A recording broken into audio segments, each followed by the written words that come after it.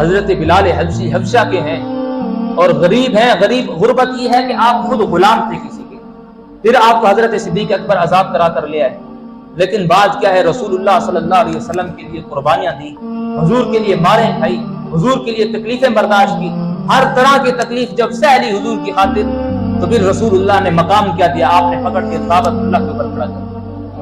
آج جس کی زیارت کے لیے ہم ترستے ہیں, حضرت بلال حبشی اس کعبۃ اللہ کے اوپر کھڑے ہو کر اذان دیا کرتے ہیں. بات یہ ہے کہ جس نے بھی رسول کریم صلی اللہ علیہ وسلم سے وفا کی ہے جناب والا, وہ کبھی جناب والا نیچا نہیں رہ سکا. جس نے بھی حضرت حسان بن ثابت کیا فرماتے, حضرت حسان بن ثابت فرماتے کہ ما مدحت محمدا بمقالتی ولکن مدحت مقالتی بمحمد. آپ فرماتے تھے پہلے کے زمانے میں ایسا ہوتا تھا کہ بڑے بڑے جناب والا بادشاہوں کی, بڑے بڑے شعراء جو ہے تعریفیں کیا کرتے تھے اور لوگوں کے اندر ان کا مقام بلند کروا دیا کرتے تھے. حضرت حسان بن ثابت بھی حضور کے در کے ناک خواہ تھے, حضور کے در کے غلام تھے. آپ نے اپنی زندگی کا خلاصہ کیا اس شعر کے اندر. آپ فرماتے ہیں کہ ما مدحت محمدا بمقالتی ولکن مدحت مقالتی بمحمد. ایسی بات نہیں ہے کہ میں نے تعریف کر کر کے رسول اللہ کا مقام بلند کر دیا. فرمایا نا ایسا نہیں ہے, بلکہ رسول اللہ صلی اللہ علیہ وسلم کا نام لے لے کر اب میرا رتبہ بھی بلند ہو چکا ہے. آپ سوچنے کی بات ہے, آپ سب نیچے بیٹھے ہیں, سفید داڑھیوں والے بھی نیچے بیٹھے ہیں. جناب والا مجھے کیوں عزت ملی ہے, میں تمہارے منبر پر کیوں بیٹھا ہوں, میں تم سے اونچا بیٹھ کے کیوں بات کر رہا ہوں, میں جناب والا بلندی پر کیوں بیٹھا ہوں. وجہ کیا ہے کہ میری زبان پر صرف ذکر محمد ہے, اور اگر میں یہاں پر بیٹھ کے حضور کا ذکر نہ کروں, بیٹھنے دو گے مجھے یہاں؟ نہ, یہاں بیٹھنے کا صرف ایک ہی مقصد ہے کہ جس نے دنیا کے اندر حضور کا ذکر کیا, جس نے دنیا کے اندر رہ کے حضور سے وفاداری کی, اس کو دنیا کے اندر یہ مقام ملا کہ ساروں کو اللہ نے اس کے نیچے بٹھایا اور اس کو بلندی عطا فرما دی ہے. اور سنو, آخرت کے اندر پھر ان کا مقام کیا ہو. حضور سے محبت کرو, حضور کے نام سے ہی سب کچھ ہے, حضور کے نام سے ہی. اللہ نے اقبال فرماتے ہیں کہ ہو نہ یہ نام تو کلیوں کا تبسم بھی نہ ہو, اور چمن دہر میں بلبل کا ترنم بھی نہ ہو. یہ نہ ہو ساقی تو پھر میں بھی نہ ہو, ہم بھی نہ ہو, بزم توحید بھی دنیا میں نہ ہو, تم بھی نہ ہو. اور خیمہ افلاک کا استادہ اسی نام سے ہے, اور نبض ہستی تپش آمادہ اسی نام سے ہے. دست میں کوثر میں میدان میں ہے, اور بحر میں موج کی آغوش میں طوفان میں ہے, اور چین کے شہر مراکش کے بیابان میں ہے, اور پھر پوشیدہ مسلمان کے ایمان میں.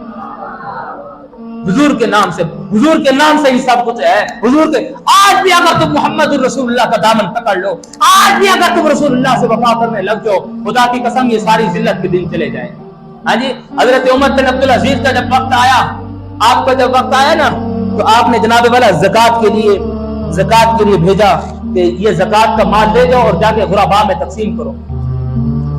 اب آج کے جو خداماں تھے وہ جاتے اور دروازہ بجا کر کہتے کہ حضرت ہم زکات دینے کے لیے آئے ہیں, مال دینے کے لیے آئے ہیں. آگے سے جواب کیا ملتا تھا, وہ کہتے تھے ہمارے پاس تو پہلے سے ہی بڑھ کر موجود ہے, آپ اگر ہم سے لینا چاہتے ہیں کہ لے جائیں, ہمیں تمہاری زکات کی ضرورت نہیں ہے. اور آج ہمارے اس دور کے اندر بڑے بڑے کمانے والے, بڑے بڑے سمجھدار لوگ, بڑی بڑی تعلیم پڑھے ہوئے لوگ کیوں ذلیل و رسوا ہو رہے ہیں؟ اچھی خاصی تعلیم والے لوگ ہیں جن کے پاس نوکریاں نہیں ہیں, جن کے پاس جگہ نہیں ہے, کہیں جھولے لگائے کھڑے ہیں, تو جناب والا کہیں جو ہے دہی بلے لگائے کھڑے ہیں, ریڑیاں لگا کر کھڑے ہوئے ہیں, اور 20-20 سال انہوں نے تعلیم حاصل کی ہے. وجہ کیا ہے؟ وجہ صرف یہی ہے کہ ہم نے محمد الرسول اللہ کا در چھوڑ دیا. حضور سے بڑھ کر بھی کوئی ہے؟ محمد جانے جانا ہے. جی, محمد جانے جانا ہے. پیغمبر ہو تو ایسا ہو, رسولوں کی بشارت سے مبشر ہو تو ایسا ہو, امر توقیر کا سب کو مؤثر ہو تو ایسا ہو, کیا ہم کو غلام ان کا مقدر ہو تو ایسا ہو, کیا ہم کو غلام ان کا, اور کیا ہم کو غلام ان کا مقدر ہو تو ایسا ہو. حضور صلی اللہ علیہ وسلم کی در کی غلامی بہت بڑا مقام ہے. اور غلامی کا مقصد کیا ہے, غلامی کا مطلب کیا ہے؟ غلامی کا مطلب یہی ہے کہ جناب والا جیسے رسول کریم صلی اللہ علیہ وسلم نے فرما دیا بس اسی پر عمل کرو, جیسے رسول کریم صلی اللہ علیہ وسلم نے درس دے دیا بس اسی پر عمل کرو. حضور نے جو بات نہیں کرو یار دنیا کی لالچ, دنیا ایک نہ ایک دن ختم ہو جانی ہے, ایک نہ ایک دن سب کچھ فنا ہو جانا ہے. لوگوں کا مال کھا رہے ہو, حلال کھا رہے ہو, حرام کھا رہے ہو. اب میں یہ بڑے دل والی بات کرنے لگا ہوں آپ سے. ہم میں سے مثال کے طور پر اگر کوئی یہ دیہات ہے, چونکہ اگر کوئی دودھ بیچنے والا ہے نا تو اس کی کوشش کیا ہوتی ہے کہ میں 10 روپے دودھ مہنگا دوں، اس کا مجھے فائدہ کیا ہوگا، میرے 10 روپے مزید بڑھ جائیں گے، ٹھیک ہے، میرے 10 روپے ہمیں تو شاید وہ وقت یاد نہیں ہے، لیکن ہمارے بزرگ یہ کہا کرتے تھے کہ بیٹا ہمارے دور میں دودھ بیچنا توہین سمجھا جاتا تھا، کہ اگر کوئی دودھ مانگنے آ جائے تو اس سے پیسے نہیں لیتے تھے، ایسے ہی دے دیا کرتے تھے، لیکن آج کوشش کیا ہوتی ہے کہ 10 روپے 20 روپے مہنگا بیچ دیا جائے۔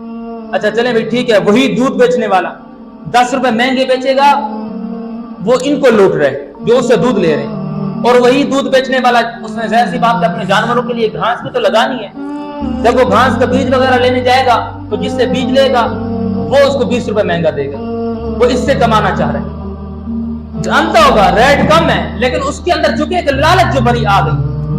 اچھا وہ 20 روپے اس کو بیج مہنگا دے رہا ہے، اور پھر چونکہ اس کے تو اپنے جانور نہیں ہے وہ اس سے دودھ لینے کے لیے آ رہے ہیں، یہ 10 روپے 20 روپے اس کو دودھ مہنگا دے رہے ہیں، اور انہی میں سے جب کوئی جناب والا بیمار ہو جائے وہ ڈاکٹر کے پاس چلا جائے تو ڈاکٹر سے صرف مشورہ لینے کا جناب والا اس کی 2,000 3,000 5,000 اس کی فیسیں ہیں، صرف مشورہ لینے کا، دوائی ملے یا نہ ملے، طبیعت ٹھیک ہو یا نہ ہو، آپ نے اگر انٹری کرنی ہے تو سب سے پہلے آپ کو 5,000 دینا ہوگا، اور وہی ڈاکٹر جب اس کے پاس تھوڑے پیسے آ جاتے ہیں تو اس نے چونکہ پلاٹ خریدنا ہے تو اب اس کو جو پلاٹ خریدنا ہے تو جو پراپرٹی ڈیلر ہے وہ اس کو جناب والا 1 کروڑ 2 کروڑ کا وہ چونا لگائے گا۔ تو ہم کیا کر رہے ہیں، ایک دوسرے کو جناب والا یوں آزمائشوں میں مبتلا کر رہے ہیں، ہم ایک دوسرے کو خود بخود ایک دوسرے کے لیے ہم عذاب بنے ہوئے ہیں، ہم خود ایک دوسرے کو تکلیفوں میں ڈال۔ خدا کے لیے اپنے ضمیروں کو بدلیں، خدا کے لیے اپنے مزاجوں کو بدلیں، رسول کریم صلی اللہ علیہ وسلم کے بتائے ہوئے راستے پر عمل کریں۔ اور ہمارے یہاں تو یہ بھی ہوتا ہے کہ جب دودھ ذرا کم ہو گیا چلو بھائی پانی ڈال دو، کسی کو کیا پتا کہ جناب والا دودھ میں پانی ہے یا نہیں۔ سنو رسول کریم صلی اللہ علیہ وسلم نے فرمایا کہ من غش فلیس منا، کہ جس نے 2 نمبری کی، جس نے ملاوٹ کی وہ ہم میں سے ہے ہی نہیں۔ کیا کتنا کما لو گے تم، کس کے لیے کما رہے ہو؟ اپنی آخرت خراب کر کے تم کس کے لیے کما رہے ہو؟ اولاد کے لیے؟ تم ذرا بوڑھے ہو جاؤ، تم ذرا جناب والا یہ چلنے پھرنے کی طاقت تم سے چلی جائے، پھر دیکھتے ہیں تمہاری اولاد تمہیں کتنا منہ لگاتی ہے۔ جب تم رسول اللہ سے وفاداری نہیں نہ کر سکتے، جب تم جناب والا اللہ کے بتائے ہوئے احکامات پر عمل نہیں نہ کر سکتے، تو تم سے بھی کسی نے وفاداری نہیں کرنی۔